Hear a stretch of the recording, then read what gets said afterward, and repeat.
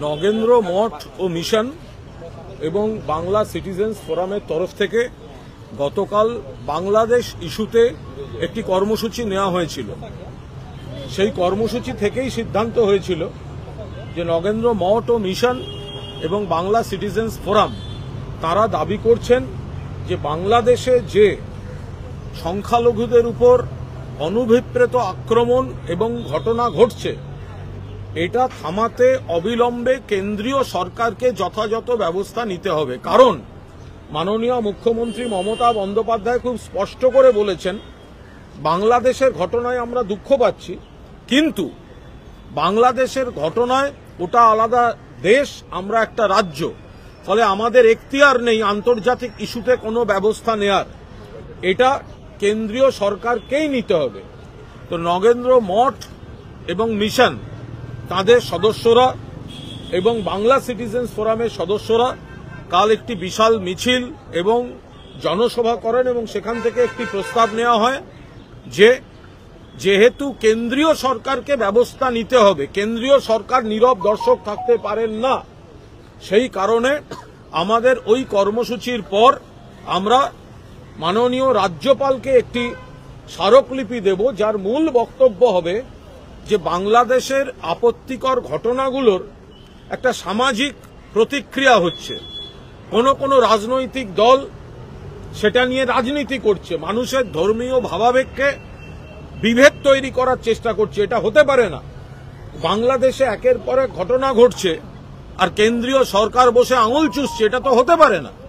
তো সেই কারণে আমরা রাজ্যপালকে একটি ডেপুটেশন দেব নগেন্দ্র মঠ এবং মিশন এবং বাংলা সিটিজেন্স ফোরামের তরফে।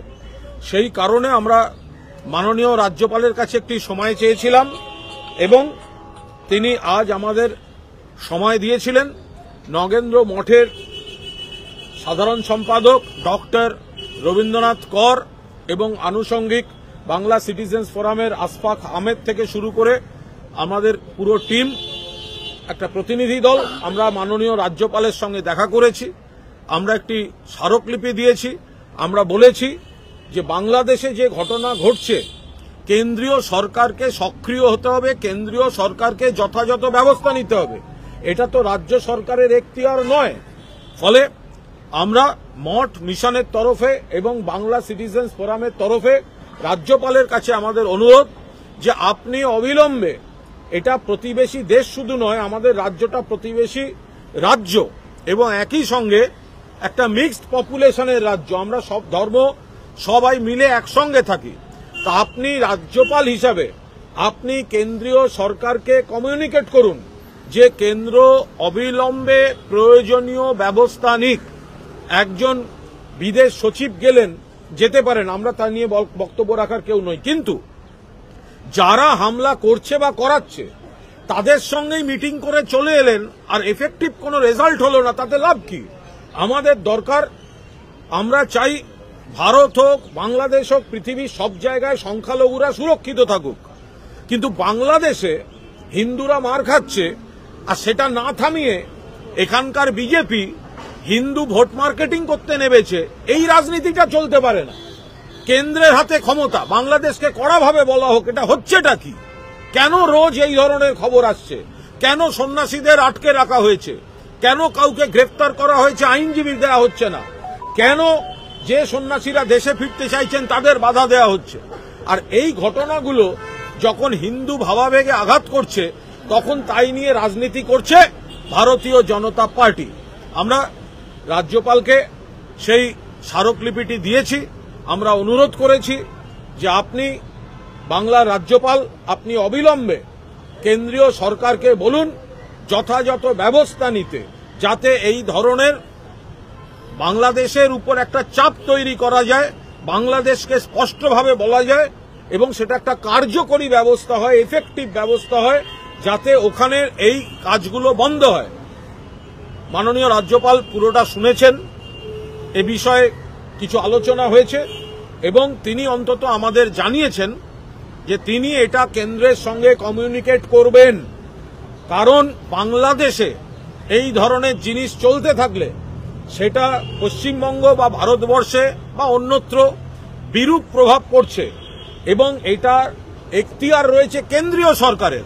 ফলে মাননীয় রাজ্যপাল জানিয়েছেন কেন্দ্রের হাতেই যেহেতু এটা থামানোর ক্ষমতা, তাই তিনি কেন্দ্রীয় সরকারের সঙ্গে যথাযথভাবে কমিউনিকেট করবেন। পাশাপাশি তিনি জানিয়েছেন যে তার সঙ্গে গ্র্যান্ড মুফতি অফ ইন্ডিয়া শেখ আবু বকর আহমেদ মাননীয় তারও কথা হয়েছে এবং গ্র্যান্ড মুফতি অফ ইন্ডিয়ার তরফ থেকেও মুসলিম সমাজের ধর্মগুরু তাদের তরফ থেকেও একটি আবেদন গতকাল কলকাতায় দায়িত্বশীল সংখ্যালঘু যারা ধর্মগুরু তারাও যেমন আবেদন করেছেন, তেমনি রাজ্যপাল জানালেন যে তার সঙ্গে কথা হয়েছে গ্র্যান্ড মুফতি অফ ইন্ডিয়ার এবং সেই গ্র্যান্ড মুফতি অফ ইন্ডিয়াও একটি আবেদন ইস্যু করেছেন, যাতে আবেদন করা হচ্ছে বাংলাদেশের সরকারের কাছে যে অবিলম্বে ওখানে যেভাবে আপত্তিকর কাজকর্মগুলো চলছে সেগুলো বন্ধ হোক, না হলে এটা প্রতিবেশী দেশ, প্রতিবেশী রাজ্য, প্রতিবেশী সমস্ত জায়গায় বিরূপ প্রভাব ফেলছে।